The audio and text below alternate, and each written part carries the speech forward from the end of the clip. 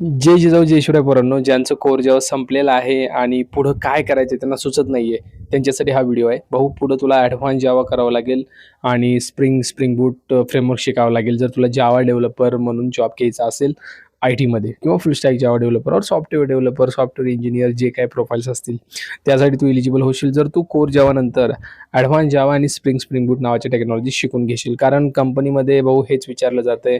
जावेटचे features असतील, multi threading असेल, Maven असेल, पोस्टमॅन, गिटहब असेल, हायबरनेट असेल, जीडीबीसी असेल, या टेक्नॉलॉजी भाई ॲडव्हान्स जावामध्ये येतात आणि त्या विचारतात इंटरव्ह्यूमध्ये.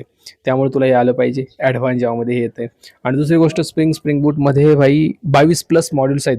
त्याच्यामध्ये ॲटलिस्ट मेन मॉड्यूल तुला आले पाहिजे, जे मी नाव सांगतो ते. स्प्रिंग बूट आलं पाहिजे, डेटा जेपी आलं पाहिजे, spring rest, spring security, spring MVC, then spring micro services, spring rest. बस एवढं जरी आले ना हे मॉड्यूल्स भाई सफिशियंट आहे. स्प्रिंग क्लाउड पण ॲड कर त्याच्यामध्ये. एवढं आलं याच्यामध्ये, चांगले प्रोजेक्ट्स बनवले, फिनिश भाऊ. कनेक्शन बनवत राहा लिंक्डइनवरती. रेफरन्ससाठी भाई अप्लाय करत राहा. रेफरन्ससाठी डेव्हलपरना कनेक्ट करत राहा. हाच पर्याय राहिला आहे आजच्या घडीला. जर आय-टीमध्ये एंट्री करायची असेल तर अप्लाय करून कोणालाही रिस्पॉन्स येत नाही आहे. It's reality. ते दिवस गेले, आता दिवस बदललेत. LinkedInवरती जेवढं ॲक्टिव्ह राहता येईल तेवढं ॲक्टिव्ह राहा. दररोज पोस्ट करत राहा. कनेक्शन दररोज वाढवत चला.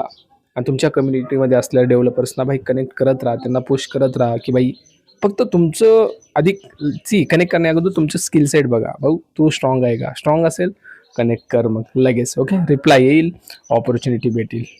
नक्की भेटेल ऑपॉर्च्युनिटी. फक्त एवढं सगळं पाहिजे.